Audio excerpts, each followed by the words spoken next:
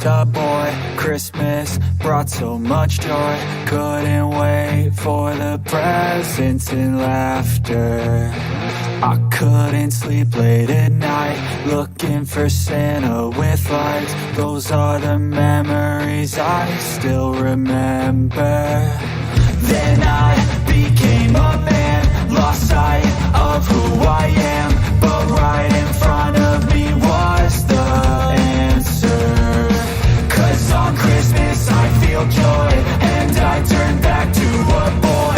The answer is to stay young forever.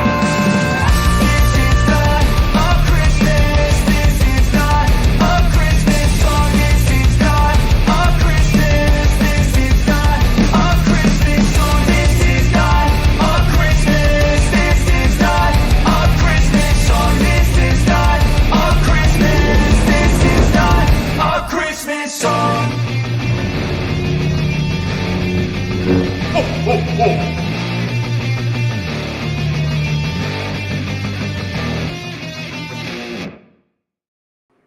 Hello, Star Wars fans.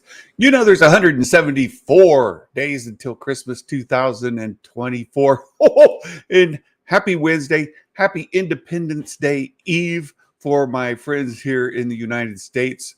And our release from the tyranny of the British over there in the UK. You know, my friend Meg and many others who come from that side of the ocean. And so tomorrow we celebrate our early Brexit. No, is that right? No, that's not right at all. No. Anyway, it's good to see you all today. And we're going to talk about this latest episode of The Acolyte, episode 6, Teach or Corrupt. And look, just to be upfront, the episode did not have everything I had hoped for. I really wanted more. And there's a common criticism I see, and I don't know if it's fair or not. We have to wait for the rest of it to play out. But a common criticism I see is that these episodes could be longer. Nobody would complain. Coming in, if you cut out the credits, beginning, ending, whatever, in that 30-minute time frame, 28, 26 minute, if you cut everything out, it seems like we could get more to answer more of the questions, tell more of the story that we're waiting to see. And I posted on Twitter last night, I would give this episode a 7 out of 10. I liked it well enough. I'm just really concerned that there's not enough episodes left and runtime left to answer all the questions or to leave us with a satisfying ending. And a satisfying ending means that we're not saying like, what? There's a few things that with this episode, we'll talk about it a little bit more, but even with this episode introduced some things that we still don't have answers to. Like, what's up with Chimere? What's his real name, first of all? I saw an interview where Leslie said, well, Chimere is not even his real name. Well, what is his real name? And what is Chimere then? Is it Darth Chimere? What is Chimere? Is it just an alias? That's fine. But what's his real name? And what's this backstory? He mentions to Osha, like, I was a Jedi, presumably a Padawan, but who knows, maybe a full-blown Jedi a long time ago. And she's like, well, I never heard of you.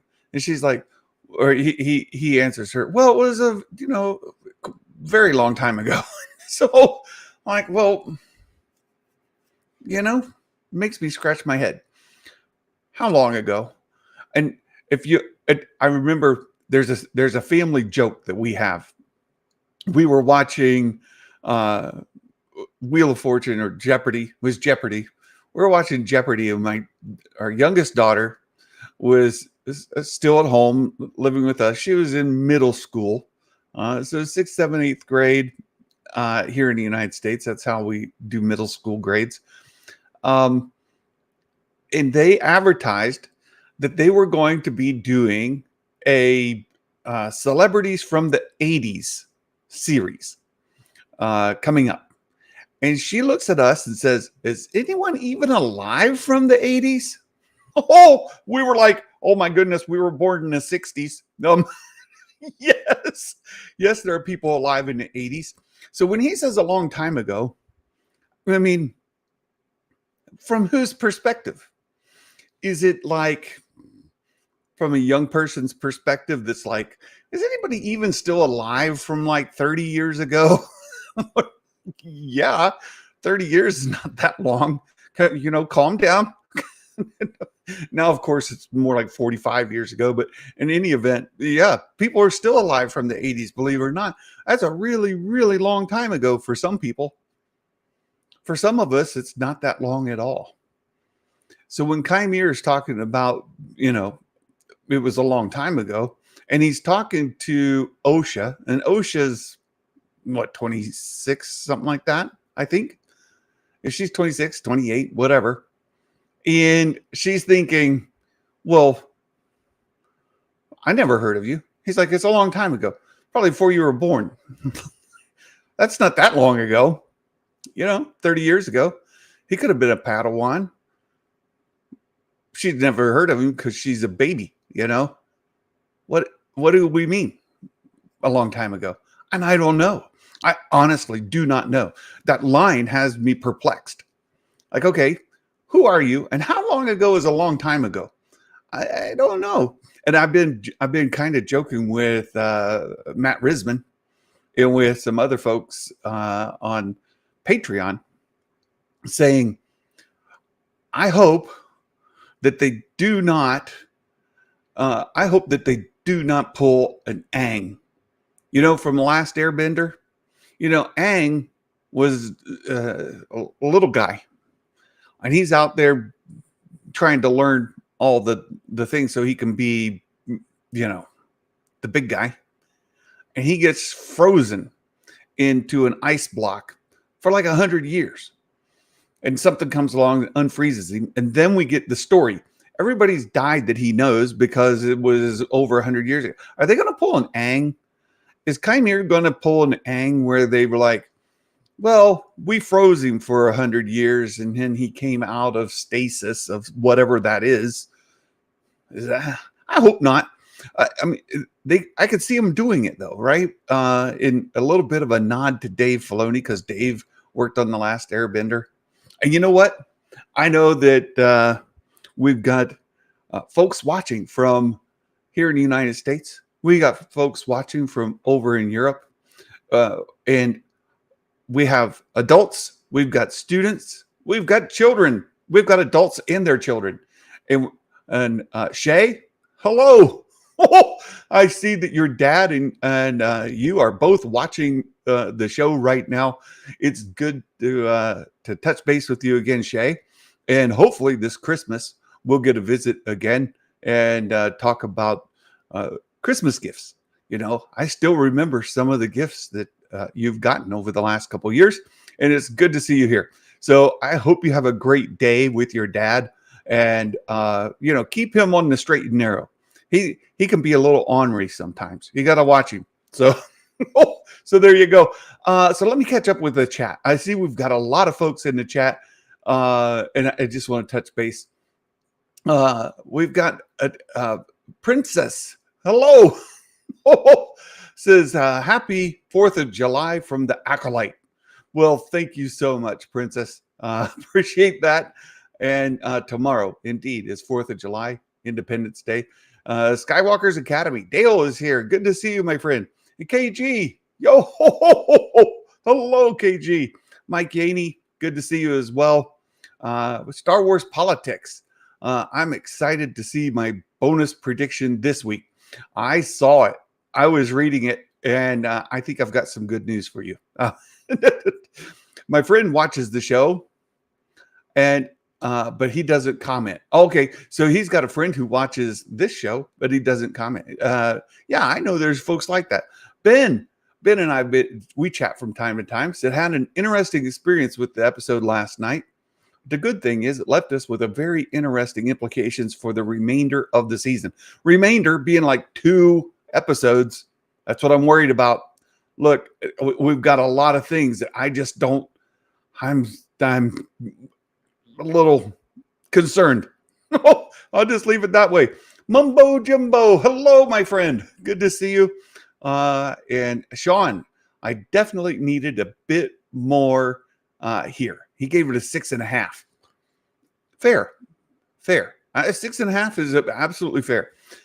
Ben says the runtime is the issue across the platform on Disney Plus. Virtually every other streamer has runtime 45 to 50. Disney Plus is a weird exception. Ben, I think I know why they do it. Come the award season, they give out Emmys and stuff based on runtimes. They'll say best 30-minute drama series, best 60-minute drama series. And they don't want, this is me, not trying to be mean, not trying to be toxic or, anything like that. Just saying they don't want to compete with those 60-minute series. You get House of Dragons and other things that run in that 60-minute time frame. They've narrowed down the competition by going to the 30-minute format. And then they're running for all the nominations and awards on 30-minute drama series. Original 30-minute drama series, not 30-minute comedy, but drama. How many other 30-minute drama series are out there? And when it comes time for competition, who's going to win these awards? Well, they're doing really well. The other thing is when you start to see these advertisements come up, and the advertisements say stuff like #1 in its category or whatever, #1 series. Well, the little asterisk is like, well, 30-minute series original, whatever. So I think that's why they do it. I just tell you the truth.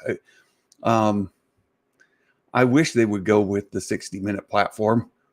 Some of these need a lot more than even 60 minutes. KG says it's the slowest one. Some interesting answers, though. Absolutely interesting things. And we've got a lot to go through with that. Star Wars Politics also says about a 7. Mumbo Jimbo about a 6.5. Maybe it says, I guess not every episode can be as good as episode 5. No kidding. I gave 5 like a 10 out of 10. But this one down to about a 7. Let me see if I can get caught up with everything. Sean says, there be a name tag someone there with unknown being. I think I know who you're talking about. Let me go look here. No, we have predictions from The Stranger. That's quite funny, and I'll tell you guys about that when we get to our predictions game. Star Wars Politics, got to get back to work. Okay, but listening in the background, great, thank you. A long time ago. The thing is, Manny is only 38. I think he's 38, right? And so unless he's considered to be late 40s in the series, how long would it put him as a kid? Right. So let's say that she's 26 or even 28 and he's 38. So he's 10 years older than her. Let's just, spitball it, right? If he's, say, 10 years older than her, he could have been in the Jedi Order from 4 years old until, say, 14 years old. And she'd have no knowledge, because if she came in closer to 8 years old when they took her from the coven, right? So that would put him close to 18 years old when she came in. That's old enough. And for him to say it was a really long time ago to somebody who is not at all in that same age group, right? It could play. Tomorrow is American Independence Day. Yes. Today in the U.S., it's disgruntled British subjects plotting mischief day. That's great. Oh, that's good. Yes, today is disgruntled British subjects plotting mischief. Tomorrow is Independence Day. Very good, Brett. Let's see. From the 80s. Now you make me feel old. Look, my daughter did it.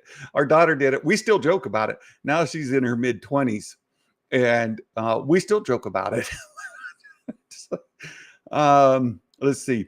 I asked my mom how it was pushing cars across the plains. She appreciated it. I thought she was experienced. Let's see. Let's see. I'm going to get caught up on the comments, so I'm kind of rushing through. If I miss something, let me know. Mike says, I heard my name and my ears perked up. Oh, good to see you. We have some more. 7 out of 10. 7 out of 10. 30 minutes should be reserved for sitcoms and kids shows. I'll second that. Who here? So we have a motion from Kay. 30-minute episodes are reserved for sitcoms and kid shows. Seconded by Santa. All in favor? Yeah, raise your hand. Everybody in favor? I agree. I completely agree, Kay. It's true. I didn't even think about that for award season. Like, I love Star Wars and everything, but it would not hold a candle competition to some of those, House and Dragon or other things like that, right? Let's see. LB, hello. LB Curlew, I am the Acolyte. Very good. Thank you for being here. Mike Porter, good to see you. You know, you guys, you know what to do. You put exclamation point chosen pun into the chat, and StreamYard will let you know who the chosen pun is and where you can go to get your daily dad jokes from the chosen pun.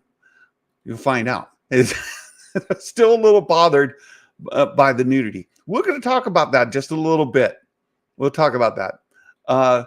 Mog, disgruntled Brit. We're going to talk about Mog.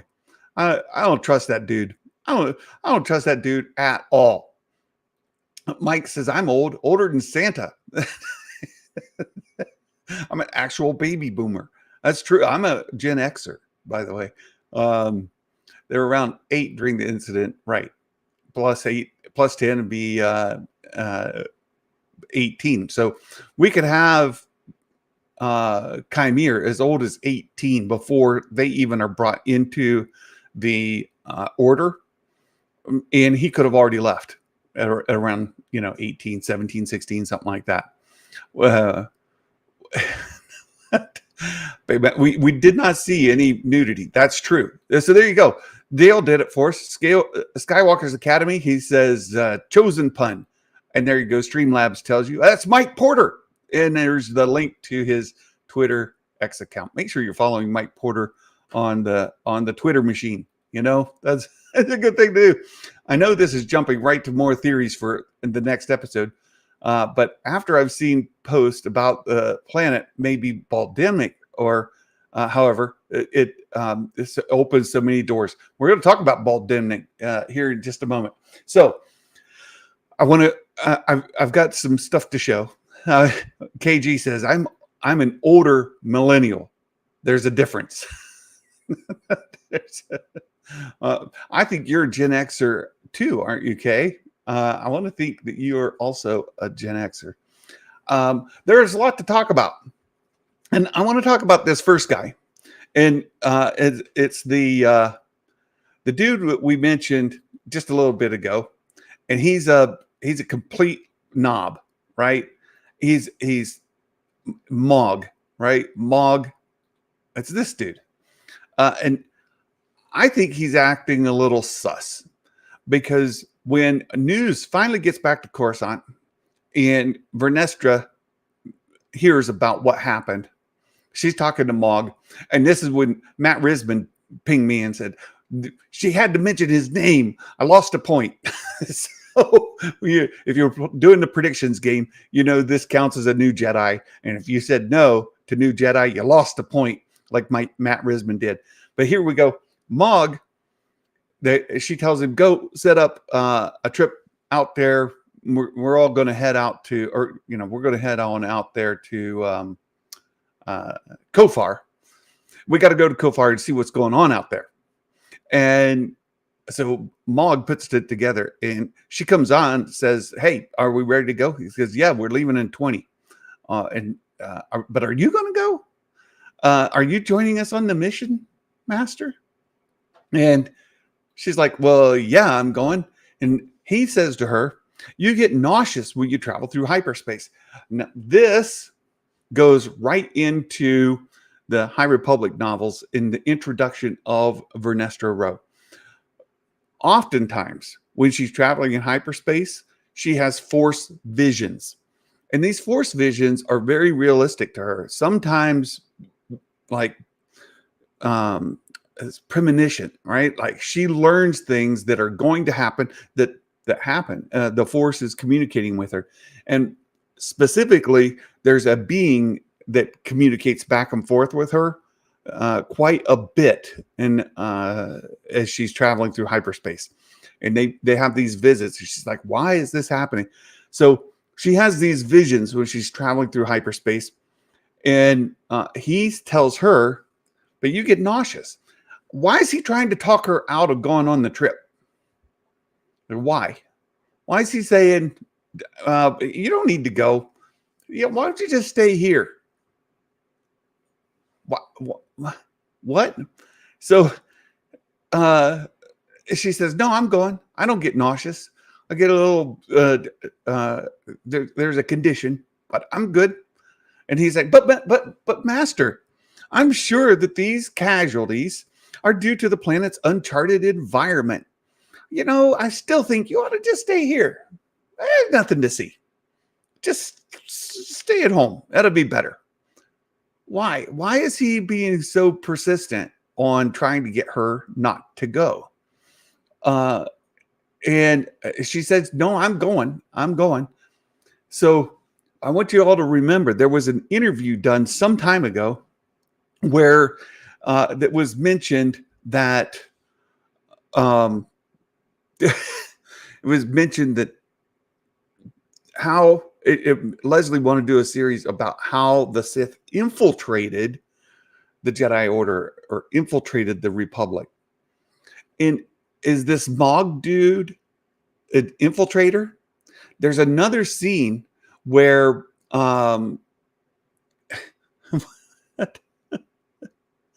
yes, LB, you've mentioned what I want to mention, but let me finish my thought here, and I'll get to your statement here shortly.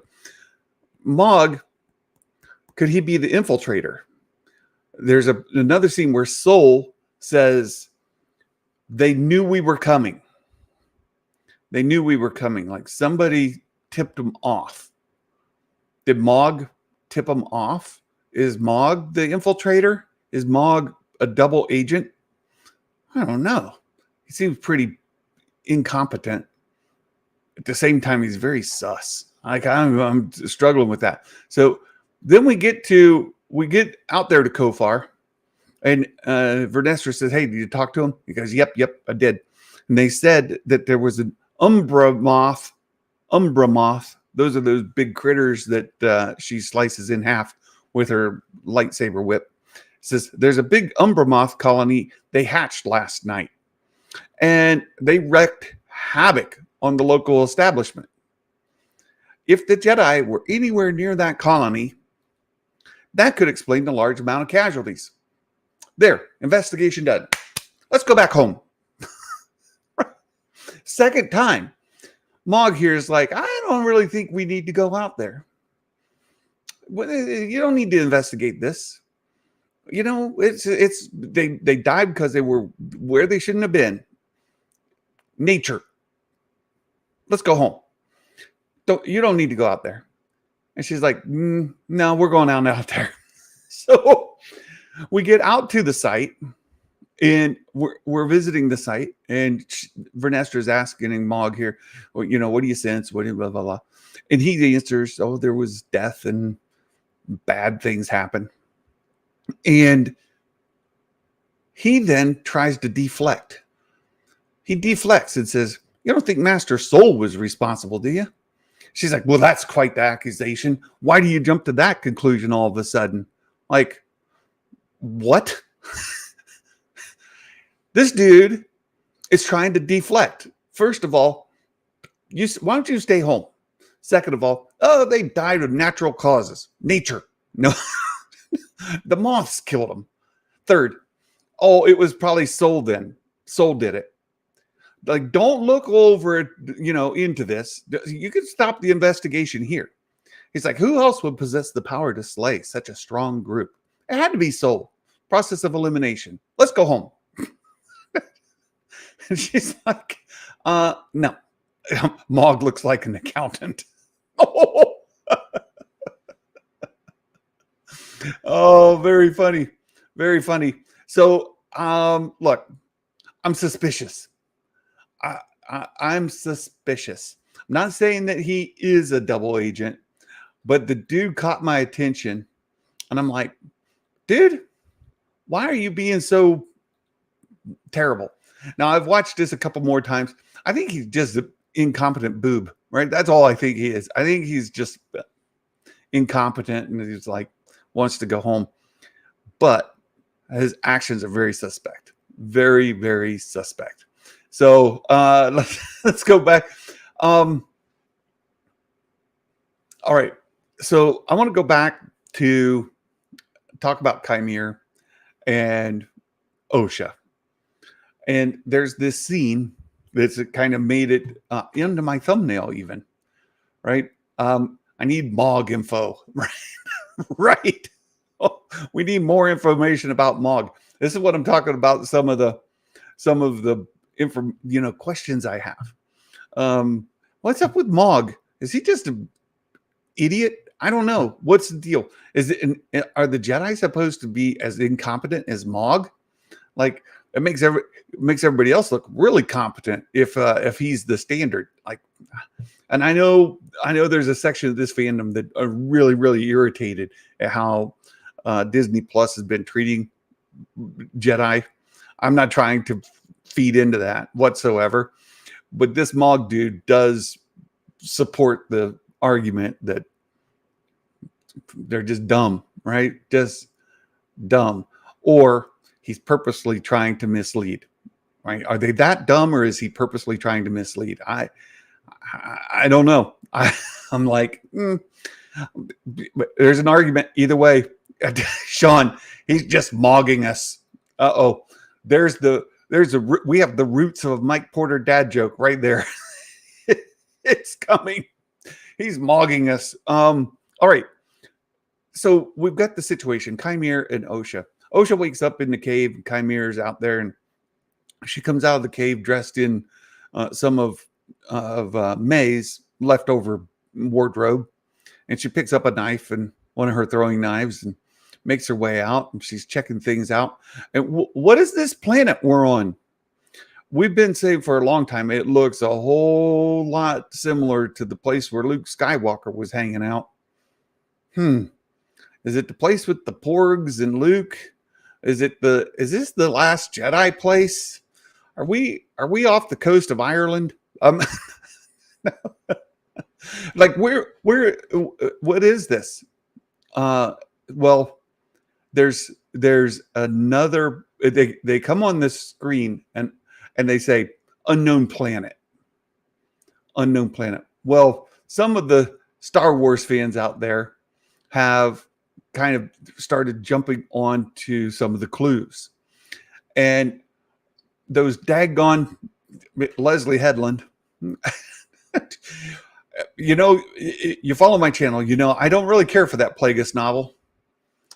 But daggone it, that Plagueis novel opens up on a planet called Baldimnic. Well, what is this? A lot of you are like, Santa, you're saying words, none of it makes any sense. I get it. All right. My brother gave me this feedback. He said, I watched your channel once, but like, I don't understand what you guys are talking about. So you got to understand, most people don't talk like we talk, right? That's just the truth of it. I try to make it more relatable, but so if this isn't the place where Luke Skywalker was in The Last Jedi, where all the porgs are and all of that, right? If it's not that place, because it looks like that place, well, where is it? Well, this novel, Plagueis, is a backstory about. Have you ever heard the story of Darth Plagueis the Wise from the prequels? And it's Darth Sidious's master was Darth Plagueis. Darth Plagueis's master was Darth Tenebrous. So that's the hierarchy there, right? The family tree, if you will. The beginning of that book opens up on this planet called Baldimnik. And let me go ahead and share this as well. I've got the Wikipedia page up here for Baldimnik, just so if you haven't seen. It's an ocean planet. Now this comes from legends. They can change some things. It's an ocean planet with rocky tropical islands. And it tells us about where it is in the outer rim territories. So check and check, right? Last night we saw a rocky islands on an ocean planet. Check, right? And it says that it's an outer rim. Check again, right? So all of that's there, right? And it says it was mostly of interest to cartographers and fisher folk until the knowledge of the planet's rich deposits of cortosis ore. Oh, so we open up the novel of Plagueis, and they're on Baldimnik, and they found a vein of cortosis, and they've got some machines down there getting ready to mine it. One thing after another happens. Explosions, things collapse, and Tenebrous is pinned. And Plagueis is like, haha, gotcha, and he kills him. Okay, so Plagueis kills his master Tenebrous right in the opening of the book. And then he does his best Flash impersonation. He runs faster than the speed of light across the planet to get to a spaceport. And then he flies off in Tenebrous's ship. Like, this is how the book starts. He loves to run at super speed. It's so fast the human eye can barely even glimpse a discoloration, right? So the dude can run fast. That's what Plagueis's main power is. So he runs on this planet of Baldimnik. It looks like this is Baldimnik.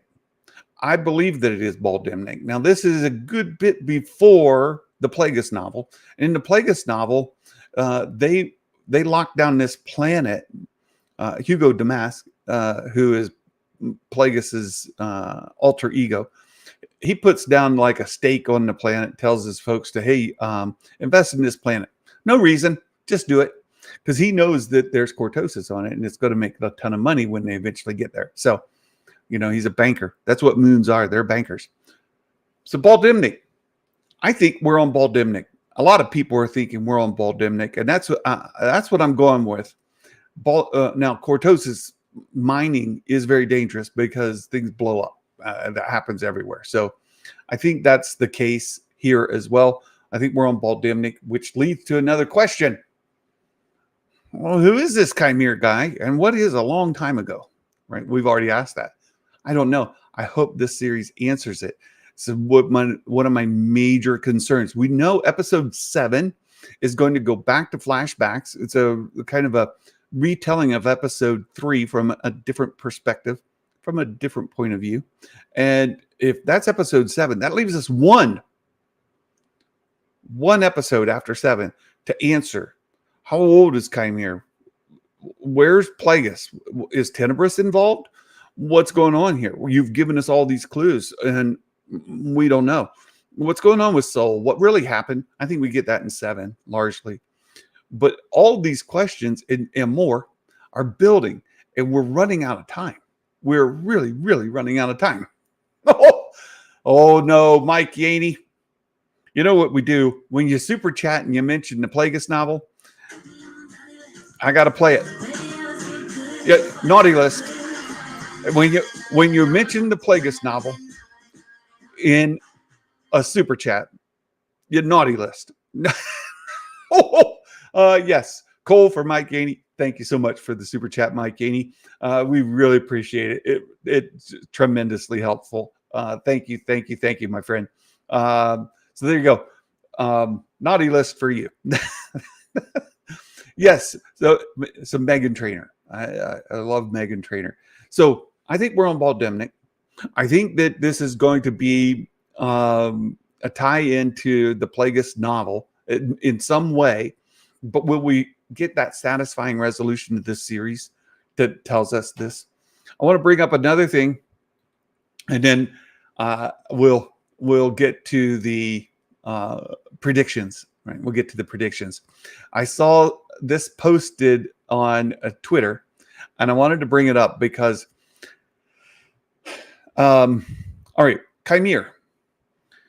Osha follows him, and he takes off all his clothes and gets into the water. Why does he do that? Why does he take off all his clothes and get into the water? And I agree with the analysis that says he was showing vulnerability. Not only that, he lets her have his weapon, right? The lightsaber. She has the lightsaber. He has nothing. He's demonstrated to her, I've got nothing. You have all the power. I've, so to speak. He still has the Force, but you've got the weapons. You've got advantage. You're on the high ground, right? She's got the high ground. He's down in the water, and I've got nothing here. I lay fully exposed. You have the upper hand here, just to show her, like, to bring down her defenses just a little bit. Then he's definitely showing vulnerability. I think he's showing vulnerability. Then he lays out this cheeky joke, right? And it comes across a little odd, but anyway, he throws it out there. Hey, if you're not going to come in and join me, can I come out and get dressed again? And she says, she basically, she's not getting in there. There's no relationship here. And I don't think he's actually, flirting with her. I think he's just saying, okay, I'm ready to come out. I've shown you I've got nothing here. I've let you have the high ground. You have the lightsaber. I've got nothing. And so he comes out and he gets dressed. And she takes a peek. she takes a peek or two. And I've seen it posted. If you listen to the audio description of the whole thing, it's a sizzler. It's pretty descriptive, right? The descriptive audio. Woo.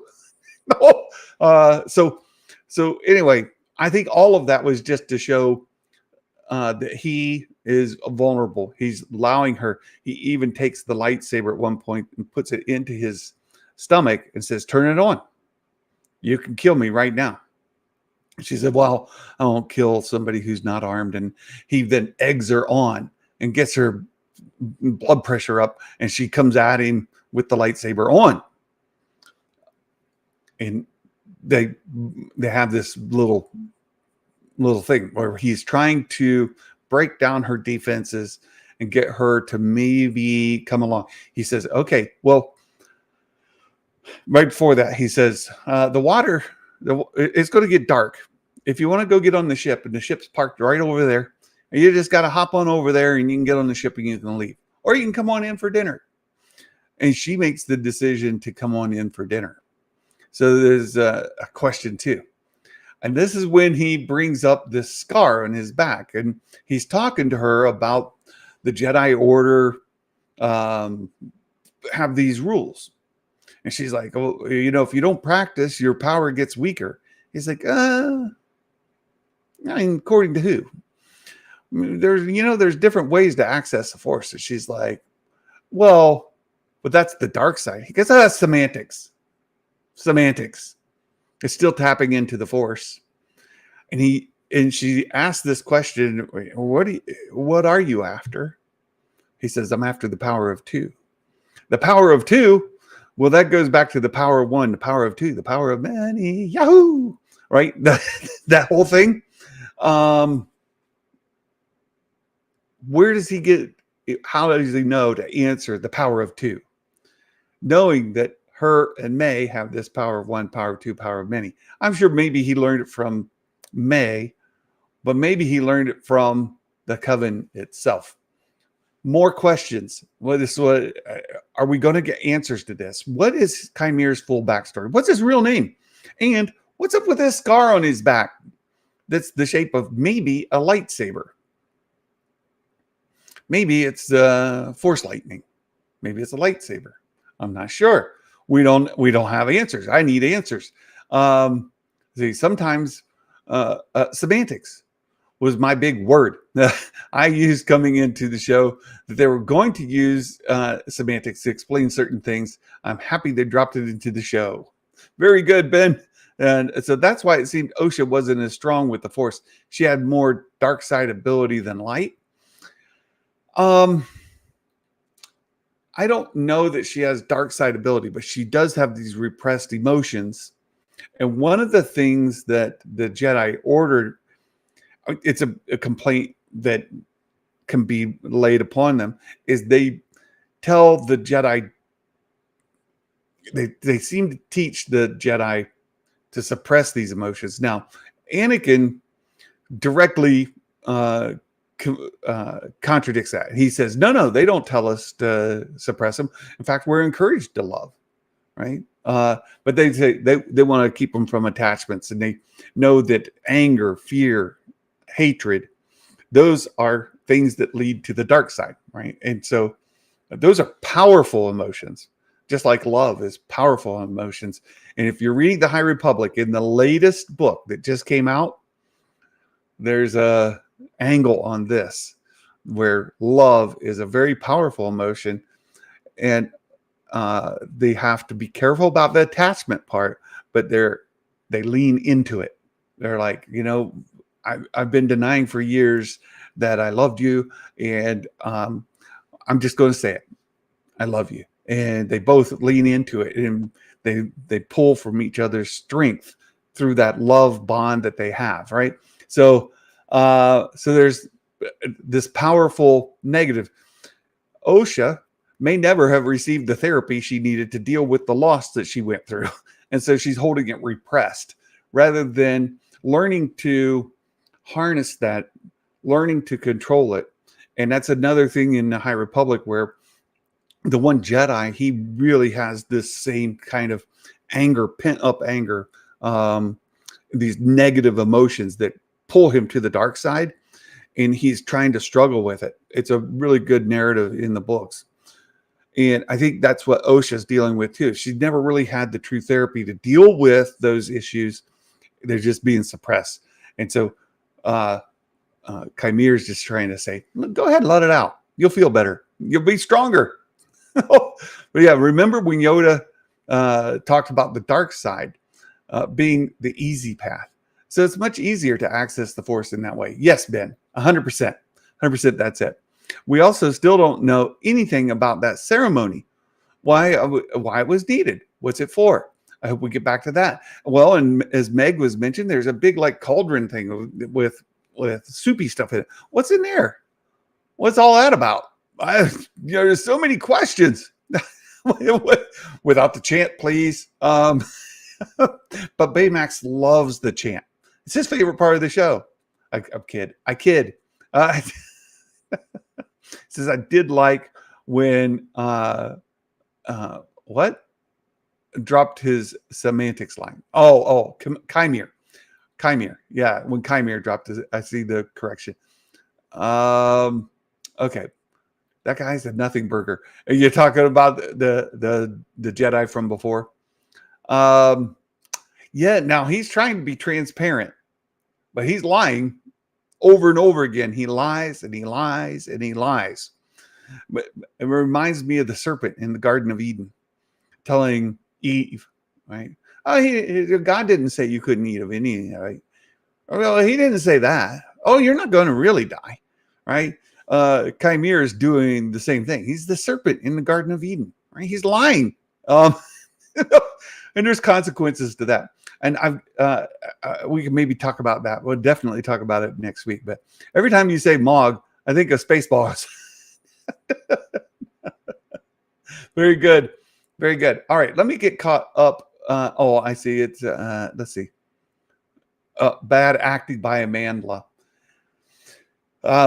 I agree that her acting is maybe not the strongest part of the series. Yeah, I'm going to say that. Somehow the chat is repeating. So I just got to go get caught up so that it gets there. Yeah, it's repeating. He's taking seduction to the dark side, literally, aggressively relaxing.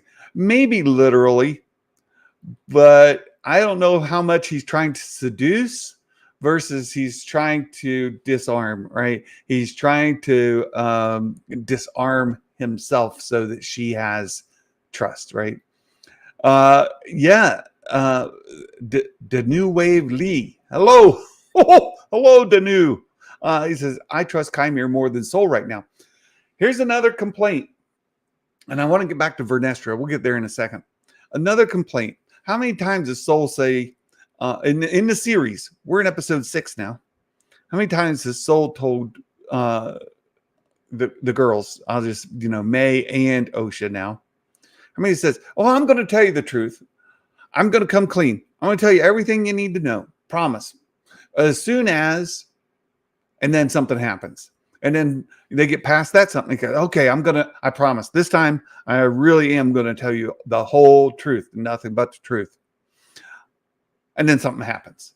Even in this episode, May gets him right to the point of saying, "Okay, then." He said, "Well, you were very young. I couldn't take it." "Well, I'm not young anymore. I'm a grown up. I'm an adult. I can take it. Tell me the truth." And then the lights come on. He's like, later. It's annoying. And then at the very end, she's laying in the bed, all strapped down. Goes, "Well, I'm going to leave you. I'm going to leave you strapped to the bed until I tell you the story." And then the show ends. You can't keep teasing it. Like, tease it once or twice, but my goodness, it's been way too many times. Right? Just to complain a little bit more. Chimere is teaching Osha while Soul is busy corrupting May. Oh no, that's not it. I don't think that Soul is corrupting May. He's showing her the compassion he had for Osha. Right? He hugs her, he shows her his affection, and even Chimere notices that Osha and Soul have a strong bond together. So there's that. Aggressively relaxing. Well, I'm seduced. Dude got back and exercise bike and get that Sith summer body. There's a new term. I got to get my Sith summer body on, right? Dale. My dear, when I say change, I mean death.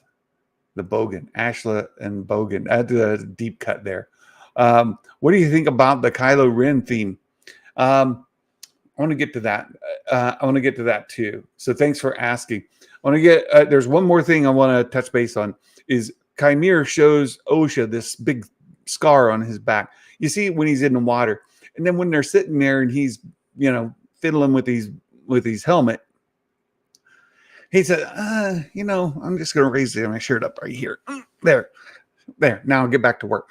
What was that? It was weird. I'm like, dude, what do you, got her to talk about that scar. Where did you get that scar? And she says, or she asked him, where did you get the scar? He goes, well, there's this discussion about his master. In the same episode, you get this little lightsaber whip dealio, right?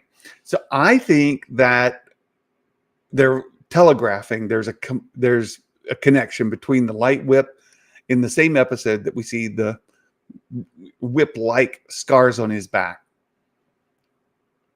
And this is a popular theory going around the internet right now, if Chimere was a student of Vernestra's, was a youngling, right, Padawan of Vernestra's, and he's at some point fell to the dark side. There was an incident, something happened, and he got lashed with her lightsaber whip.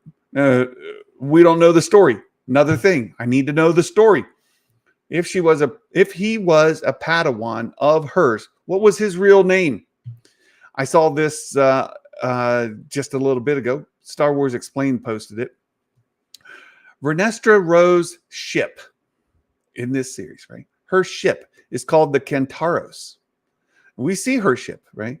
Her ship is called the Kentaros, named for her former Padawan, Imri Kentaros, first seen in Star Wars The High Republic books.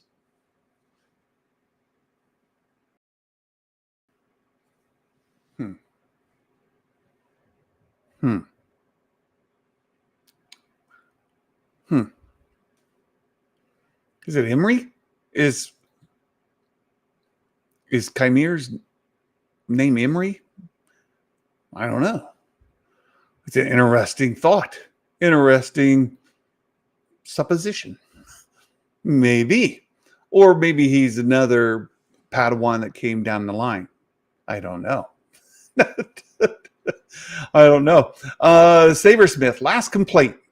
The ending is just Osha breathing. It was cringy. Oh, I didn't think it was cringy. I thought it was good. I was like, they did the Darth Vader breath mask thing like they did with Kylo. I get it. It's like poetry. It rhymes. I was like, I get what you did. Ha. It's fine. It's Star Wars. Come on now. Does it hold a cradle to Vader breathing? No, absolutely not. But it's just a thing. It's a thing. Who cares? I get it. It's a little cringy, but Star Wars can be a lot cringy. All of it, right? All the way back to the very beginning. So I was fine with the breathing in the mask. One thing I was worried about is that helmet might be imbued with some dark side power, and when she puts it on, it'll corrupt her mind. But that being said, there's something else that I've got to bring up, and that's some of the images taken from the video that made its way around on Twitter recently. And I gotta give me 1 second here to pull them up, because there's a couple of scenes that are yet to be seen in the show. And I gotta go grab them. Here we go. I've got them. Open that. This goes over here so I can show you all. I need to show you all these pictures. All right. And we have a little more context now. Just a little bit more context. So I want to share this. All right. Let me bring this up. There's this image where you can see this is clearly May wearing Osha's old clothes. This is May standing behind Soul. And this is Chimere facing off. Yeah, May in the background behind behind Soul, who's facing Chimere. Apparently, she's not like threatening Soul, but rather like I'm with Soul, right?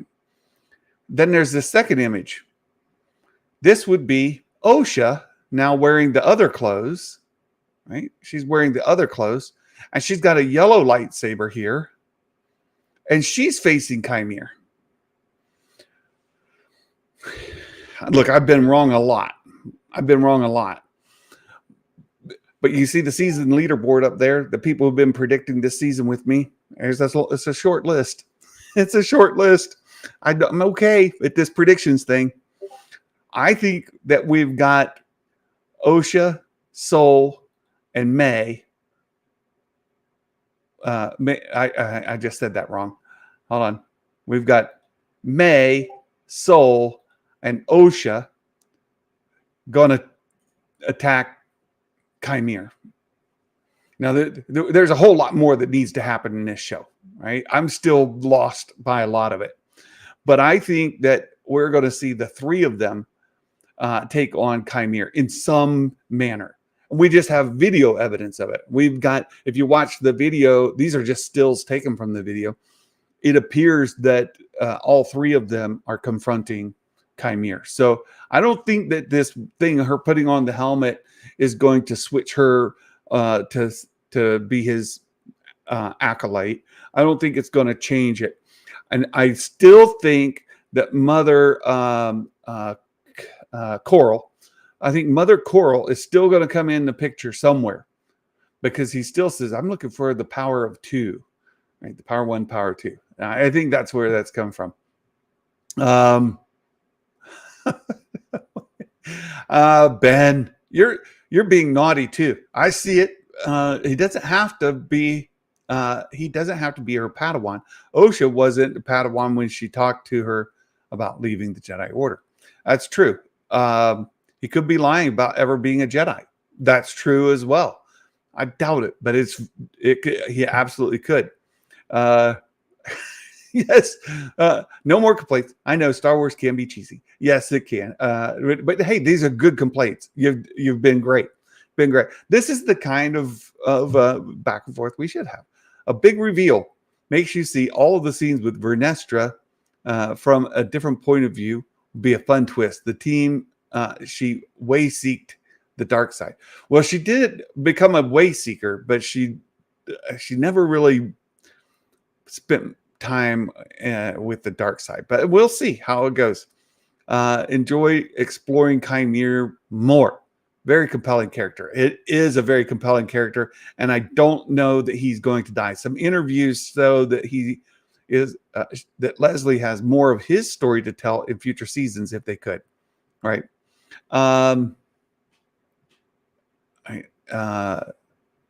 If all three go against him, I wonder how the overall master would come to play with all of this.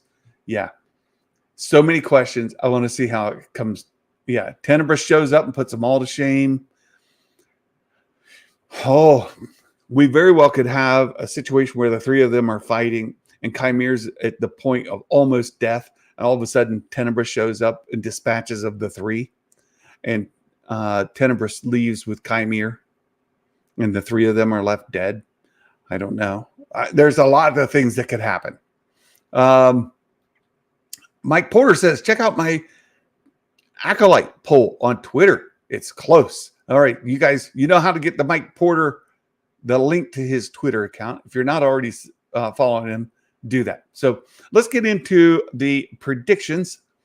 We've gone almost an hour just going through the show and breaking it down. So let's get into predictions so we can wrap this up and see how everybody did. Thank you for that, Matt Risman. Thank you.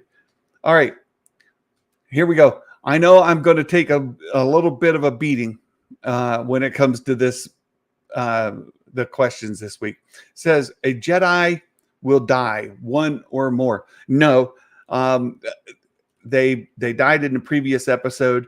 I would expect to maybe see somebody else die when we get to the finale. And probably next week, we'll see people die because of the flashback.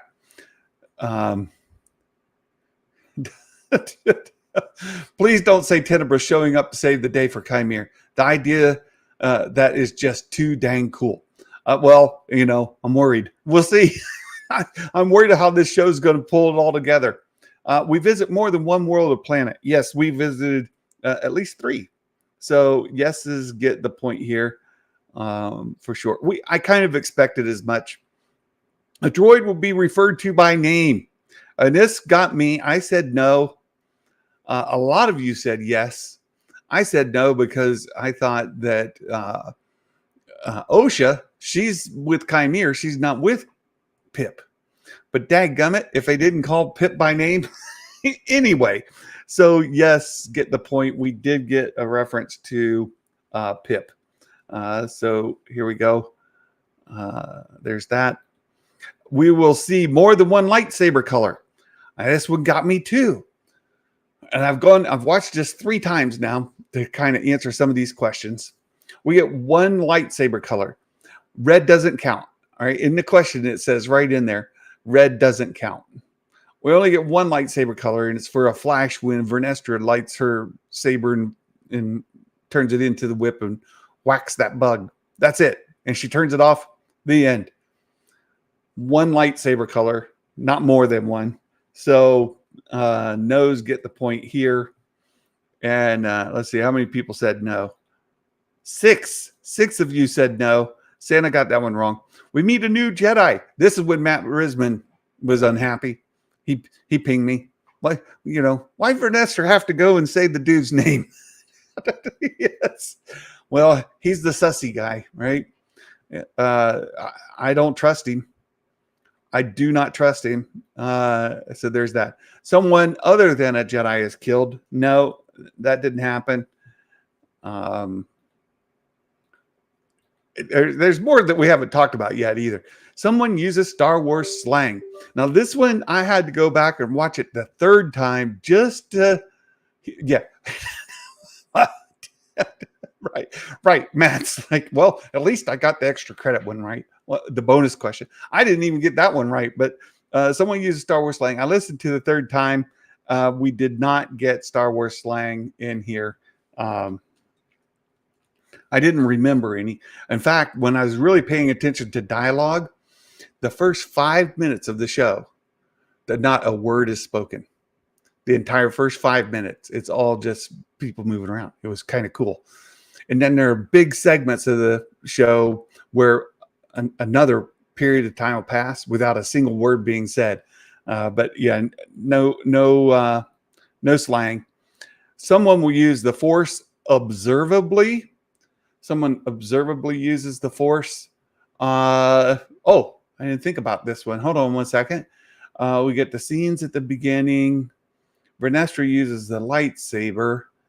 I don't see anybody using the Force through those series in her investigation. I don't see anybody using the. Did Soul or May use the Force in the ship? I don't think they did, and I don't think Chimere. Oh yes, whoo! This was close.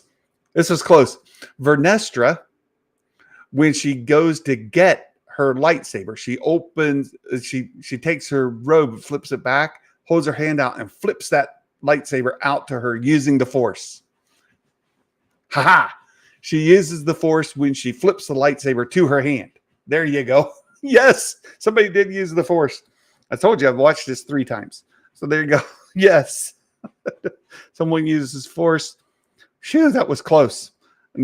19 of us said yes.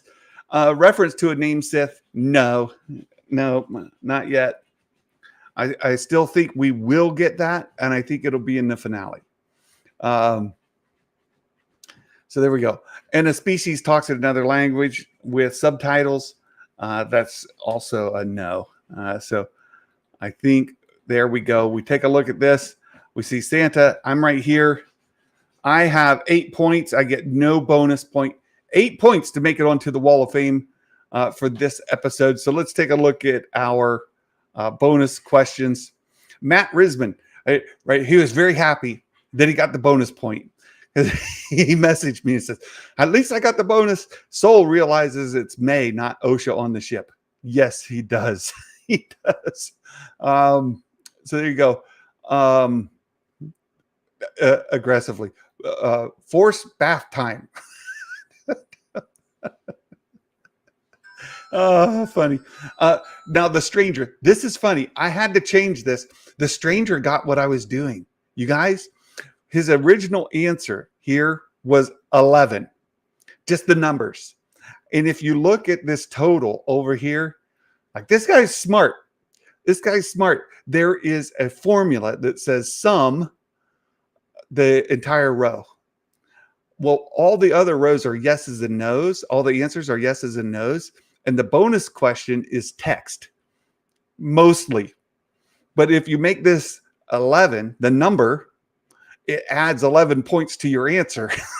And I was like, I see you, stranger. You can't put 11 in there. That's cheating, right? Like, I'll show you, like his original answer. I had to change it. His original answer was that. That's how I got it when I came in to get this ready for the show. I was like, no, we had to go put 11 in here. Like just to remove those 11 points. Cheating. Don't do that. I'll catch you. I'll catch you. So no, no, no points. Vernestra Rowe. Yeah. So I'll guarantee something. And I see you, Nerd Mafia. Nerd Mafia will put in like 50. That'll be his bonus question next week. He'll put like 50 in there. Be like, haha, I'm gonna pass Santa. Right? I'm not gonna let that happen. Vernestra goes to Kofar, and her and Chimere duel. However, she's the only one there. She doesn't recognize him. As she's the only one, she doesn't recognize him as the pharmacist from Olega because she would never went to Olega to see him there. Soul dies before they can meet in person, discusses she is the sole surviving Jedi. So Ben, there's a chance that she will be the sole surviving at the end of episode 8, but we'll see how that goes. We'll see. Chimere will attempt to turn Osha to his way of thinking. Brian Kelly, yes. Question is that a 1-pointer or a 5-pointer? Osha, I think, you know what? Today I'm feeling generous. I'm going to give you 5 points, Brian. Brett, Pip tips Soul off that Osha is really May. He doesn't tip Soul off, but he's on to her. So I'm going to give you a point because the basis is there. He just didn't alert that to Soul. Kelnaka flashback. No, we see forward time jump. Someone explains cortosis, aggressively relaxing. Oh, no. Oh, no. I explained cortosis. Well, I mean, other YouTubers have explained cortosis, but no. We see Kelnaka use his lightsaber. Fitz. No, that's next episode. Episode 7. We're definitely going to get to see that. We visit Coruscant, CCG. Yes, we visit Coruscant for sure. Stephen Murphy, Chimere takes Osha under his wing. Yes, you get that. I'm going to likewise give you the 5 points, Stephen. Gray, the role of Rin is mentioned. I wish it were, and I think maybe it might by the time this is over, but not yet. Just trying to keep up. Chimere explains it. No, Chimere explains it. The Ren thing. No. We don't have Ren tied in yet, right? A lot of indications point him being her former Padawan, right? Vernestra's, especially because of the whip scars. I wonder if it's too obvious. I don't know. Could be.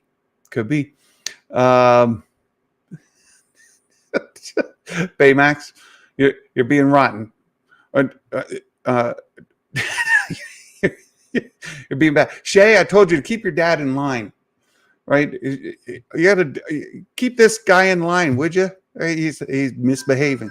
Logan, I think Chimere is similar to Osha, a failed apprentice, except he's also a failed Sith and on the run. Well, going to a Cortosis mine might not be the best place to hide, especially one where we know that Plagueis and Tenebrous are going to go, right? May means Chimere explained cortosis. Oh, Chimere explains cortosis. Oh, wait a minute. Well, no, that was okay. So I get what you say. Okay. Let me go back. Forward time jump. Someone explains cortosis. Okay. Kay talked me into giving you a point. There's not a forward time jump. In fact, I'll give you 3 points. How about that? That gets you onto the Wall of Fame aggressively relaxing. So you can thank KG and thank the chat for that, right? And Matt Risman. All right.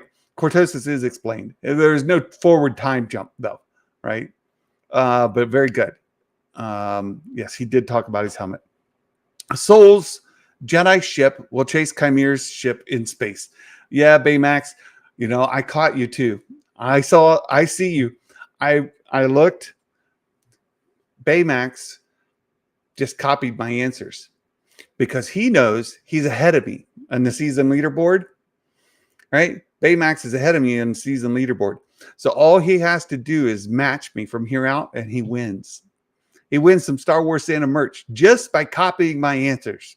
Cheating. No, it's look, that's a reasonable strategy. But I see you. He matched my questions. Really good strategy. Stranger mentions that he has a master. Well, mentioned that he had a Jedi master to some degree, but no. Can can you repeat what you said earlier about Chimere fiddling with his helmet? I don't understand what you meant.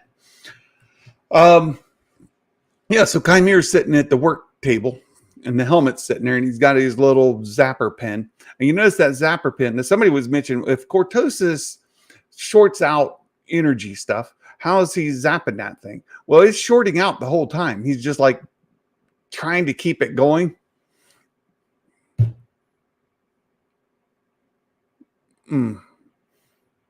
Baymax, I see you. I see you. Naughty. Naughty. Oh.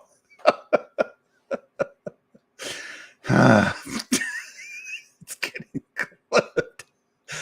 Oh my goodness. Terrible. Okay. Nerd Mafia. Flashbacks. No, that's next week. Nerd Mafia. We find out Soul wiped OSHA's memory. No, he did not. Dale, Soul will tell May he knows. Soul will tell May he knows it's her. And yes, he does. And I have to give Dale the 5 points because it wasn't in a leak. It wasn't in a rumor. It wasn't in the trailer. It was something I speculated and I talked about this week, but it wasn't in there. So Dale gets the 5 points. Soul, after having some calf, figures out who May is with Basil's help. Things get super tense, but they're interrupted by Chimere and a space battle happens. No, I can't give you that, K. I wish I could, KG. And hilarious what you did with your name. K, not a beaver sniffer, G, right? KG. Watched yesterday's show. You guys, it's a highlight show. You got to go back. I think Baymax watched it 3 times just for the entertainment in Turning Santa 50 Shades of Red, right? Baymax, this is from Shay. There he is. It says, me and Dad are going to see Despicable Me 4. See ya. Okay. We'll see you later, Shay. Have a good day. Enjoy the movie. Star Wars politics. This is a lengthy and detailed answer that's correct. You guys, Star Wars politics, he went out on a limb and went full detail here. This is not advisable. When you go in this much detail, you can get a lot wrong, but he nailed it. Good job, Star Wars politics. It says Basil and Pip are the key to the whole thing. Basil can literally sniff out May's deception. And he goes into how he can sniff it out. And he does. Said, it also give away if May doesn't act and treat Pip as OSHA does. That's brought up specifically in the episode. And then OSHA loves that droid. And May doesn't know this about her sister. You know what, Star Wars politics? You get 5 points. 5 points. And then Vernestra Rowe uses her purple lightsaber that is in the trailer. So a lot of folks on the Wall of Fame this week. Star Wars politics, KG, Skywalker's Academy, Brian Stone, Baymax, Gray, Stephen Murphy, CCG, Aggressively Relaxing, Brett Phillips, Brian Kelly, The Stranger, and Matt Risman all made it onto the Wall of Fame. We have 2 episodes left. I've got my concerns, my friends. I really do. I don't know if this series is going to be able to land it. Is it going to give us a nice, it doesn't even have to be nice. Is it going to give us a satisfying resolution where at the end of the season, we feel like we have all the answers we need? Maybe there's more story we want. I'm okay with that. But there's got to be some resolution to the story that's been unfolded in front of us. And I'm concerned. I'm really concerned. Logan says, Basil's the chosen one. or the Sith Lord. Now, this is funny. This is funny because Matt Risman listened to the descriptive audio, and in the descriptive audio, it describes Basil as a Jedi. Who knew? Who knew? Basil, the Jedi Master Basil. Who knew that? I didn't know that. That was in the descriptive audio. What? What? Baymax got to run, but it's feasible. Vernestra would have had a purple training. I gotta stop. Go see the movie. Go away. Shoo. You got me to read like 50% of that. Oh, terrible. And highlighted on the screen. Time to engage ludicrous speed for the final couple of episodes. 100%. Yeah, there's a lot to answer. Nerd Mafia says, read my argument. Nerd Mafia wants me to read his argument. Audio flashbacks by May on the ship. Audio flashbacks by May. No.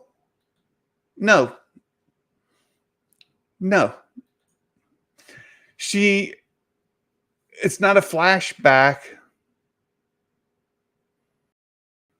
Oh, you're making me think about it. You know what? Nerd Mafia, I'll give you a point. You get on the Wall of Fame. I only give you one, though, because it was like echoes of voices from her past. Was it a flashback? No. But it's echoes of voices from her past. All right. It says, it was pretty campy and dumb, but I thought Basil's fight with scene was funny. It reminded me of Leia and Wicket. Yes.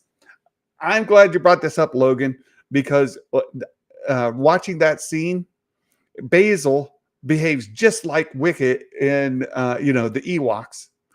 It was very Ewok-y. It was great. He acts a lot like Wicket from Empire Strikes Back. Return of the Jedi. He acts like Wicket in Return of the Jedi, where he's like, and even with the sounds he makes and the actions, everything, just like Wicket. I thought that was great. Nice callback to Return of the Jedi. Also, we already know this. We're going to get speeder bikes going through woods, just like in Return of the Jedi as well. So there's a lot of OT kind of things there. Sad there's only 2 episodes left. Excited for Skeleton Crew. Oh, we'll see how Skeleton Crew goes. We've got some time to let that build, don't we? So, you guys, I think we've done it. We've talked about all the things. I have a Mike Porter dad joke. I'll make sure we cover the Mike Porter dad joke here. And let me bring it up. I made a small tweak to Mike Porter's dad joke. I sent it to him before I did this, before I went live. It says, why did everyone think that the Jedi Master had a kind heart? Why did everyone think that the Jedi Master had a kind heart? Well, because he had a good soul. He had a good soul. Kind heart. Very good, Mike Porter. You guys, thank you all for being here. Thank you for the super chat once again. That was great. And thank you all for the interaction. We've had a great conversation today. I've had a lot of fun hanging out with you guys, talk about this episode. And I was chatting with Star Wars Meg this morning, and she said one of her favorite things about this entire series is this kind of conversation. We're having great conversations, the speculation, the theories, all of this. It's fantastic. It's so much fun. So I appreciate you guys entertaining my nonsense and my thoughts on this episode. It was great. So I hope you all have a wonderful day, and I should see you again on Friday. Have a happy Independence Day for those of you here in the United States. I hope you enjoy a wonderful day with your family, cookout, all those kind of fun things that we do for celebrating the 4th of July. here in the United States, our independence from the tyranny of Britain. So all of you have a wonderful day. Happy 4th of July, and we'll see you Friday. Until then, my friends, Merry Christmas. May the force be with you always. Bye-bye.